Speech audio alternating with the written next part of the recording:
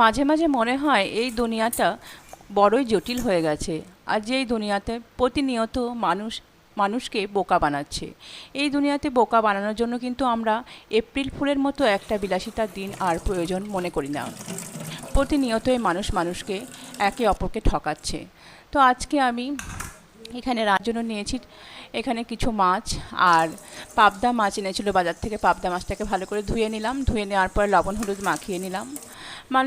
লবণ হলুদ মাখিয়ে নেওয়ার পরে এটাকে আমি ভালো করে একটু হালকা করে ভেজে নিয়ে ঝোল বানালাম। আর শুক্তোর জন্য আমি কেটেছিলাম ডাঁটা, বেগুন, আর তিতো করলা, কাঁচকলা, আর একটু সামান্য আলু। সেটা দিয়ে আমি একটা দুধ দিয়ে একটা শুক্তো বানালাম। আর এনেছিলাম লেবু, বাতাবি লেবুটাকে ভালো করে আমি কেটে নিলাম, তারপরে ছাড়িয়ে সেটাকে খাবার জন্য দিয়ে দিলাম। আর শুক্তোটাও আমার প্রায় হয়ে গেল এখন, তারপরে আমি খাবার দিয়ে দিলাম।